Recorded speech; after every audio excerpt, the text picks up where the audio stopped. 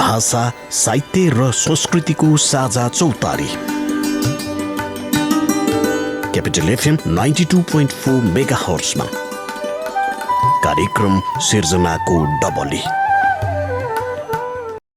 नमस्कार, capital television एवं capital FM को प्रस्तुति कार्यक्रम सृजनाको डबलीमा सम्पूर्ण दर्शकवृन्द एवं श्रोता मित्रहरूमा हार्दिक स्वागत गर्दछु। आदरणीय दर्शकवृन्द, क्यापिटल टेलिभिजनको यो प्रस्तुति सृजनाको डबली कला, साहित्य, संस्कार, संस्कृति सबैलाई समेटेर यो कार्यक्रम सृजनाको डबली मार्फत हामीले साहित्यकार, अतिथि साहित्यकारसँगको अन्तरङ्ग कुराकानी र उहाँका मिठा मिठा रचनाहरू श्रवण गर्ने गर्दछौँ। अतिथि साहित्यकार आज हामीसँग हाम्रो स्टुडियोमा आइसक्नु भएको छ। उहाँ हुनुहुन्छ माननीय मधेसी महिला आयोगको माननीय सदस्य आभा सेतु सिंह, साहित्यकार हुनुहुन्छ। आउनुहोस् उहाँसँगको कुराकानी सुरु गरौँ। स्वागत छ यहाँलाई हाम्रो यो सृजनाको डबलीमा। धन्यवाद। हजुर, आभा सेतु सिंह, साहित्यकार पनि माननीय पनि, होइन? तपाईँको यो पुस्तक बजारमा आइसकेको छ। मलाई अघिदेखि एउटा कुरा मनमा आइरहेको थियो, तपाईँ इन्डियाको छोरी, नेपालको बुहारी, त्यसमा पनि यहाँ चाहिँ सरकारी नियुक्ति कसरी सम्भव भयो? सर्वप्रथम एकदमै जुनून प्रश्न उठाइदिनु भएको हो, यसको लागि म धन्यवाद दिन चाहन्छु। इन्डियाको छोरी, नेपालको बुहारी, त्यसमा पनि सरकारी नियुक्ति हैन? तर हाम्रो समाज जुन छ नि, हाम्रो समाज आजदेखि होइन, राम र सीताको कालदेखि नै भूगोल दुई भए पनि सीमा रहित सीमा रहित समाज रहेको छ। हजुर, कानुनी रूपमा विभाजित छ सीमा, हजुर, तर व्यवहारिक रूपमा विभाजित छैन पराकालदेखि नै।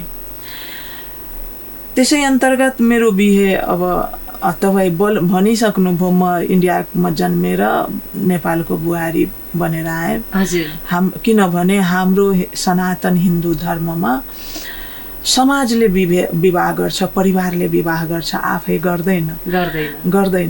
र परापूर्व कालदेखि एउटै समाज, नेपाल र भारत एउटै समाज भएको कारणले म पनि यहाँ बिहे भएर आएँ। अब यहाँसम्म आइपुग्दाखेरि धेरै कठिनाइहरूको सामना गर्नु पर्यो।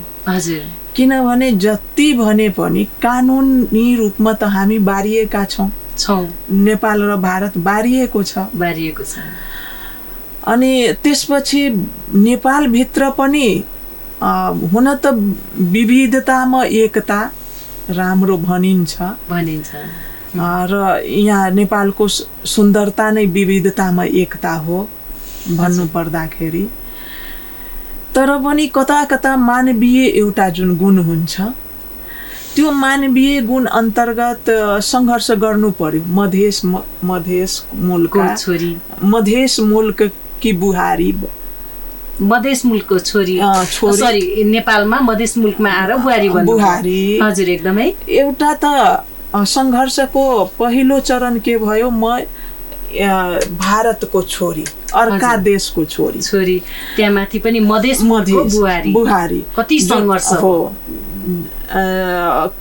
मधेसको। जुन आज होइन, म जहिलेदेखि यहाँ नेपालमा प्रवेश गरेँ, मेरो नेपालमा जन्म भयो, बिहे भन्नाले नेपालमा जन्म भयो। हजुर, बिहे भएर आएपछि दोस्रो जन्म। हजुर, अनि त्यो जन्म हुँदाखेरि मैले मेरो स्कुलिङ के भयो, त्यहाँ यहाँको राज्य सत्ताले मधेसीलाई हेला गरेको छ, पछाडि पारिएको छ, दोस्रो दर्जाको नागरिक ठानिएको छ।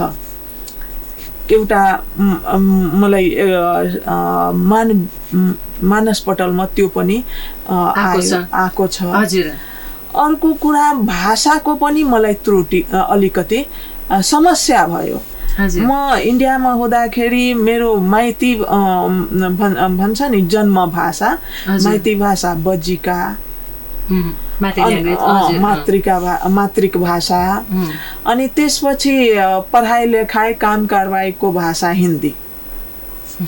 यता आउँदाखेरि ठक्कै मेरो परिवारको मातृक भाषा मैथिली र काम कारबाहीको भाषा नेपाली। त्यहाँ पनि अलग भयो, दुईटा धारमा, यता पनि दुईटा धार, धेरै सङ्घर्ष भयो। अनि त्यसपछि अब त्यो भाषायिक रूपमा पनि सङ्घर्ष भयो। तर मेरो सुरुवाती कसरी भयो सोध्नुहुन्छ भने, यहाँसम्म आउनको लागि त कुनै सिँढीबाट, पहिलो सिँढीबाट त सुरुवात त गरेको छु नि। अब म सानैदेखि लगभग 8-9 क्लासदेखि कविताहरू कोर्ने गर्ने अभ्यास थियो। अनि कवि सम्मेलनहरूमा सहभागी हुने एउटा बानी परिसकेको थियो। यता आउँदाखेरि घरमा बस्दाखेरि मलाई कता कता एउटा मानसिक प्रेसर पनि पर्यो, किनभने तराईमा त घुङ्गुटो प्रथा रहेको छ। तपाईहरुको मुलुकमा थिएन? उता अब मुलुकमा छ, तर मैले त अनुभूति गर्न पाएको थिएन। म त छोरी थिएँ नि। अनि म छोरी थिएँ, छोरी भएको कारण म त त्यो घुङ्गुटो प्रथाको अनुभूति गर्न पाएको थिएन। नेपालमा आएर पाएँ।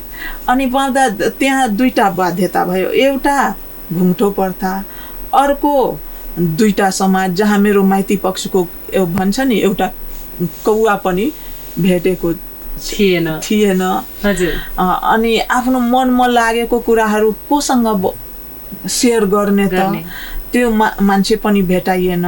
अनि तेस्रो भाषाको समस्या, रहन सहनको पनि अलि समस्या भएको हो, नभएको होइन। त्यहाँ अलि इन्डियामा परिपक्व गणतन्त्र, अब त परिपक्व गणतन्त्र भइसकेको छ नि, त्यसैले समाजमा पनि अलि परिपक्वताको कारण खुलापन, इन्डियाको बिहारमा पनि खुलापन, तर यहाँ सचेतनाको अभावको कारण अलिक समाज त्यति खुलेको छैन। हिजो पनि थिएन, आज पनि छैन जति खुल्नु पर्छ।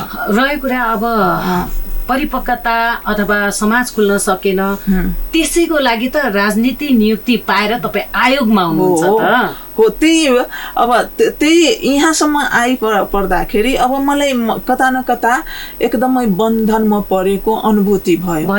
तर मलाई मेरो सौभाग्य भन्नुहोस् कि मेरो श्रीमानले मलाई त्यो परिबन्धमा कहिले पनि पार्नु भएन। तपाईँ साहित्यकार हुनुहुन्छ हैन, त्यसकारण ती चीजहरू, त्यो पीडाहरू तपाईले साहित्य मार्फत त्यसलाई उजागर गर्नु। अब त्यो उजागर गर्नको लागि सानै साहित्यकार किन बने भने, ल ठिकै छ म घरैमा बस्छु तर लेखेर समाजलाई दिन्छु केही, लेखेर म आफ्नो पहिचान बनाउँछु, एउटा मानसिकता भएको थियो। अनि त्यो यहाँ आएर अलिक ग्यापिङ भयो। तर श्रीमानले मलाई ठाउँमा 1-2 चोटि इन्डिया पनि लग्नुभयो साहित्यको गोष्ठीमा। र यता जब गजेन्द्र नारायण सिंह बित्नुभयो नि, उहाँको श्रद्धाञ्जली सभामा मलाई लिएर जानुभयो एउटा कविता पाठ गराउनको लागि। अनि त्यहाँ कविता पाठ गर्दाखेरि हजारौंको संख्यामा मानिसहरू थियो, वाह भयो। अनि त्यसपछि त्यहाँबाट मेरो साहित्य ले ठाउँ पाएको छ, साहित्यले पनि ठाउँ पाए र राजनीति पनि त्यहीबाट सुरु भयो। राजनीति पनि त्यहीबाट सुरु भयो। अब त्यति बेला अब मलाई पार्टीले मेरो श्रीमानलाई एकदमै 2-3 महिनासम्म फकाएर गर्नुपर्छ, यत्रो टाइलेन्ट महिलालाई, श्रीमतीलाई तपाईँ घरमा किन राख्नुहुन्छ, हामी ठाउँ दिन्छौँ। र म त्यति बेला नेपाल सद्भावना पार्टीको एकैचोटि केन्द्रीय कोषाध्यक्षमा मलाई नेताजीहरू, त्यो पार्टीको नेताजीहरू ल्याउनुभयो। अनि त्यसपछि फेरि म त्यहाँ काम गर्दा पनि मैले के अनुभव गरेँ, होइन राजनीति नै गर्नुपर्छ भने क्षेत्रीय राजनीति किन गर्ने, समाज सेवा नै गर्नुपर्छ भने होल नेपालको महिलाको अवस्थाको लागि किन नबोल्ने मात्र हो। त्यसमा विशिष्टीकरण गर्दाखेरि मधेसी महिलाको समस्यालाई अलि धेरै प्रायोरिटीमा राखेर कुरा गर्ने, तर नेपालको होल महिलाको कुरा गर्दाखेरि अझ राम्रो हुन्छ नि। किनभने म त्यहाँ बस्दाखेरि नेपालको होल महिलाको नै समस्या यसरी जब प्रक्षेपण गरे भने अन्य मुलुक भन्दा नेपालको महिला धेरै पछाडि रहेको छ मैले पाएँ तपाईको आफ्नो अनुसन्धानमा। त्यसैले अब मात्रै यति कुराले भनेपछि तपाईको हिजो कसरी यो स्थानमा आइपुग्नु भयो भन्दा साहित्यले नै तपाईको एउटा कविताले नै तपाईलाई यो स्थान दियो भनेपछि तपाईको त्यो कविता सुनौ न त। कस्तो कविता, त्यो बेलाको कविता छ भने त्यही बेलाको, त्यो छैन भने अरू तपाईको रचना सुनाउँ न हाम्रो श्रोता मित्रलाई। अब अरू रचना सुनाउँदाखेरि अब मैले प्रायः जसो महिलामाथि नै कलम चलाएको छु एकदम। अनि महिलामाथि नै तपाईको अगाडि पनि छ अस्तित्वको सवाल, कविता सङ्ग्रह नै छ। अनि मैले जहिले पनि महिलालाई जुन वेद पुराणहरूमा माल भनेर शब्दहरू युज गरेको छ, प्रयोग गरेको छ, त्यसको म प्रतिकार गरेको छु। त्यो प्रतिकार स्वरूप नै यो पुस्तक तयार भएको छ। सवाल हिन्दी कविता सङ्ग्रह छ, हिन्दी हो। यसलाई नेपालीमा निकाल्ने एउटा केही सोच्नु भएको छैन? अब त तपाईँ नेपाली बुहारी भइसक्यो। हजुर हजुर। तपाईको आफ्नो नेपाल त तपाईको आफ्नो भइसक्यो, त्यो त माइकै हो नि। अब यसको कुनै साथीले यसो अनुवाद गर्न चाहनुहुन्छ भने म त्यो अधिकार प्रत्यारोचन गर्छु। अनि म नेपालीमा पनि मेरो पाण्डुलिपि तयार भइसकेको छ एउटा। अब यसमा म एउटा अब त्यति बेला त गजेन्द्र नारायण सिंहमाथि नै एउटा मैले कविता लेखेको थिएँ, वीर गजेन्द्र मत घबराओ तेरे पीछे है मधेसी जमात भनेर यसरी नै लेखेको थिएँ। अनि तर महिलाको सवालमा भन्दाखेरि म यसैमा यो तपाईको अस्तित्व के सवाल भन्ने हिन्दी कविता सङ्ग्रह रहेछ। अस्तित्व के सवाल भने अन्तिम पृष्ठमा रहेछ, यो सुनाइदिनुस् न त। ल थ्याङ्क यू। अब मैले पहिला नै भनेको थिएँ तपाईको रामायणमा पनि माल, तुलसी कीर्ति रामायणमा महिलालाई मालसँग तुलना गरेको हो। त्यसैको जवाबमा मैले यसलाई यो कविता लेखेको छु। मैं माल नहीं संसार के ढाल हूँ, मैं माल नहीं संसार के ढाल हूँ, कल आज और कल के अस्तित्व के सवाल हूँ। मैं माल नहीं संसार के ढाल हूँ। पैरों की पायल, अहिलेको हाम्रो महिला अधिकार कर्मीहरू के भन्नुहुन्छ, यो गहनाहरू जुन छ बन्धन हो, तर म यो गहनाहरूलाई बन्धन मान्दैन। त्यसैले मैले संस्कृति हो। त्यसैले मैले यहाँ लेखेको छु, पैरों की पायल हमारी बेरिया नहीं, पैरों की पायल हमारी बेरिया नहीं, आर्य समाज के शंखनाद है। वेद पुराण गीता का, किनभने हाम्रो जति पनि वेद पुराण गीता छ त्यसमा महिलालाई नै अगाडि राखेको छ। त्यसैले मैले लेखेको छु, वेद पुराण गीता का मैं ही सार हूँ, वेद पुराण गीता का मैं ही सार हूँ, भूगोल के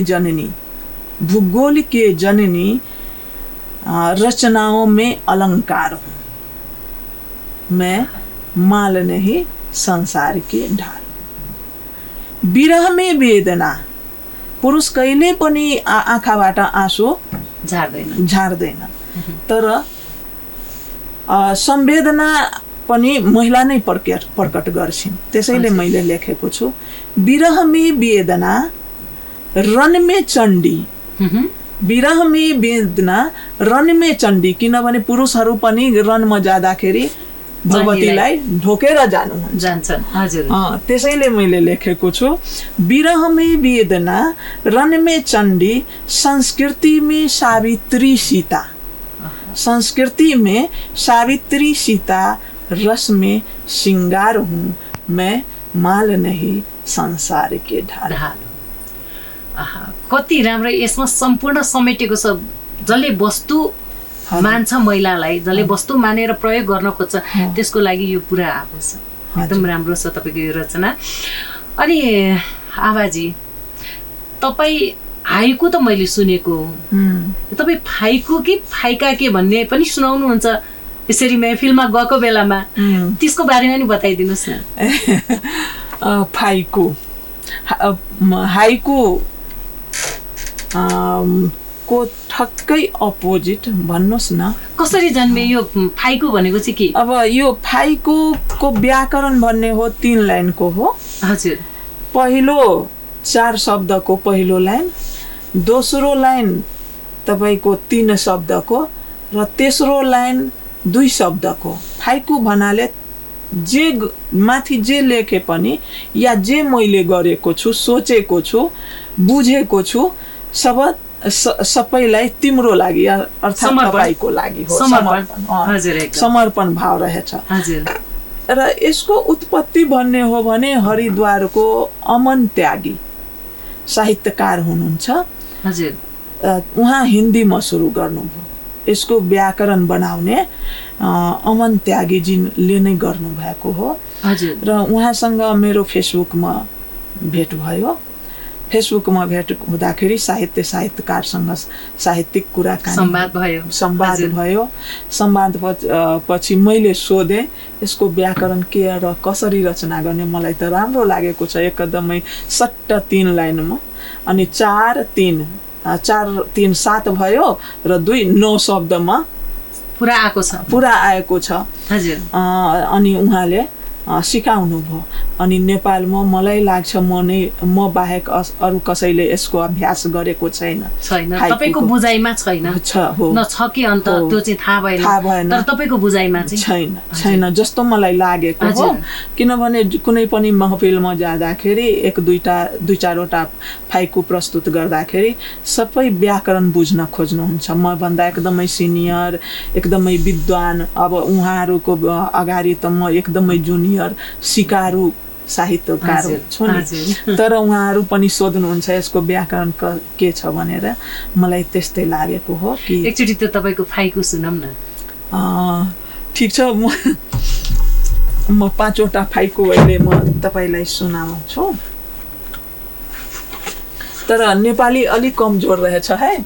शब्दहरूलाई अलिकति यो त तपाईँले अघि नै सुरुवातमै प्रस्ट्याइसक्नु भएको छ नि। 4-4 भाषा 4-4 ऊ त्यहाँबाट आउनु भएको छ। त्यसमा केही पनि फरक पर्दैन। सुनाउनुहोस् त्यो मिठास त्यसमा। अब फाइकु भए पनि छायावादी। अब यहाँ नेपालीमा छायावादीलाई के भन्छ? छाया कविता भन्छ नि। जतातिर पनि जोड्न सकिन्छ। यो कवितालाई पनि जतातिर हामी जोड्न सक्छौँ। पाठकको आफ्नो बुझाइमा यो भनेको सुन्ने श्रोता अथवा पढ्ने पाठकले आफूले कसरी बुझेको छ। तिमी अर्पित भइदेऊ। तिमी म तपाईँलाई सिकाउने होइन, कसरी लेखिन्छ म भन्दैछु। पाठकलाई पनि भन्न चाहन्छु यो क्यापिटल मार्फत। तिमी अर्पित भइदेऊ 4 वटा वर्ड। पहिलोलाई म अर्पित छु तिम्रो लागि। अन्तिममा अर्को एउटा शनाखत गरिदेऊ। जस्तै मलाई नेपालमा शनाखत गरियो नि नेपाल सरकारले मधेसी आयोगको सदस्य बनाएर। त्यसैले म यस्तै कुराहरूलाई समेटेर म लेखेको छु भावनालाई। एउटा शनाखत गरिदेऊ, म अघोषित छु तिम्रो लागि। यसको भाव यसरी राष्ट्रिय भावमा हामी लिन सक्छौँ कि राष्ट्र मलाई शनाखत गरिदेऊ, एउटा परिचय देऊ। म अहिलेसम्म अघोषित छु तर राष्ट्रको लागि छु। 3 नम्बर आउँदैनन् कुनै बिरालो वरिपरि, आउँदैनन् कुनै बिरालो वरिपरि, परिधि बनाइदेऊ तिम्रो लागि। विगतमा हामी यो अङ्गीकृत नागरिकको सरिता गिरीको त हामीले संसदमा त व्यवहार देखिसकेको छु। अनि त्यो व्यवहार पछाडि सबै अङ्गीकृत एउटै नासको हुँदैन। अनि त्यसैले मैले यो कोरेको थिएँ त्यति बेला।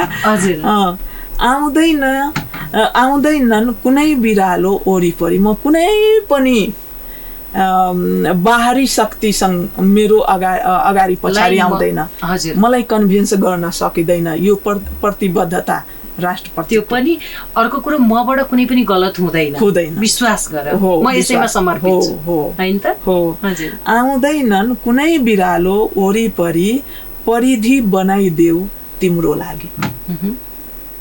चौथो रहेछ, म आफ्नो अस्तित्व गुमाएर, म त एउटा देश छोडेर आएको छु, म आफ्नो अस्तित्व गुमाएर तिम्रो अस्तित्व स्वीकार गरे।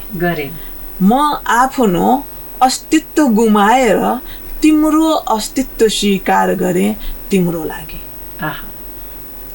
र लास्टमा, मेरो सभ्यता हराइसकेको छ, त्यहाँको त सबै कुरा हरायो। मेरो सभ्यता हराइसकेको छ, असभ्यतालाई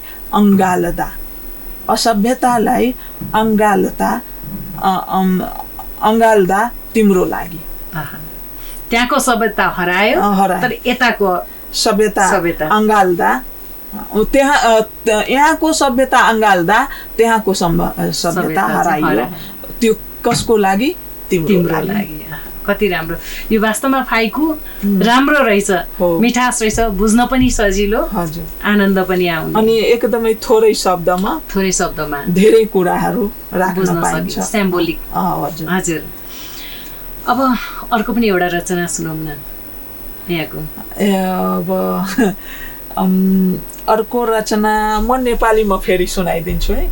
हजुर, हामीसँग समयले नेटो काट्ने बेला भइसकेको छ, त्यसैले एउटा रचना सुनाउँ। ल, भर्खरै म अहिले त फेरि त्यस्तै खालको रचना रहेछ, विश्वास गर भनेर। किनभने राजनीति कर्मी हुनुहुन्छ नि त, जनतालाई भ्रममा राख्न विश्वास गर मलाई। हुन्छ। तिम्रो माथि विश्वास भए पनि, तिम्रो माथि विश्वास भए पनि विश्वास गर्ने आधार के हो त? तिम्रो माथि विश्वास भए तापनि विश्वास गर्ने आधार के हो त?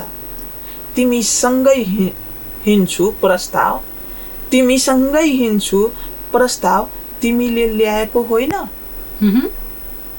तिमीसँगै हिँड्छु प्रस्ताव, तिमीले ल्याएको होइन। प्रचण्डजी र ओलीजीको दुईजना गठबन्धनको कुरा मैले यहाँ गरेको छु। हजुर हजुर।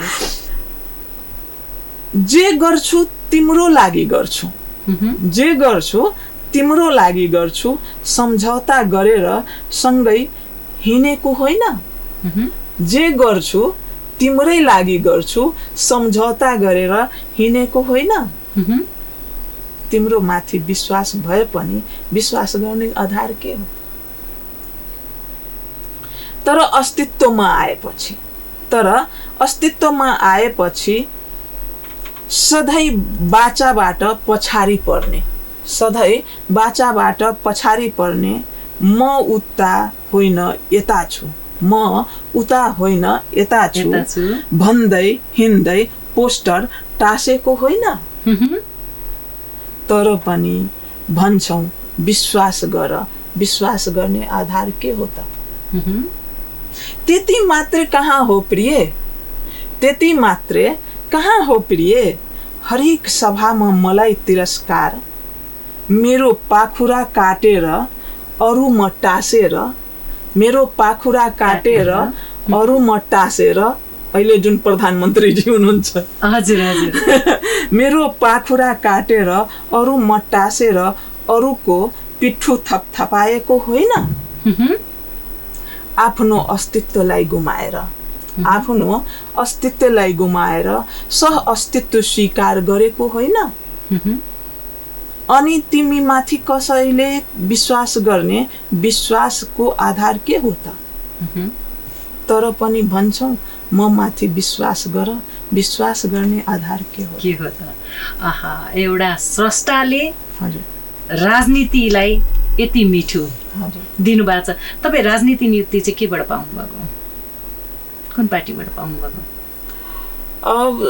साँच्चै भन्ने हो भने अब केपी ओलीजी नियुक्ति दिनुभयो। हजुर।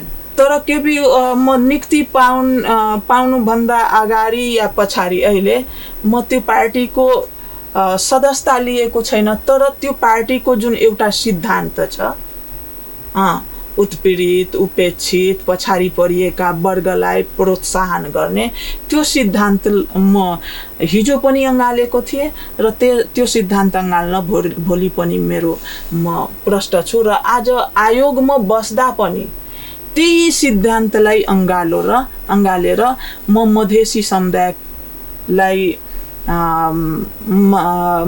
मधेसी समुदायको हक अधिकार संरक्षण गर्नको लागि म काम गरिरहेको छु, काम गर्छु।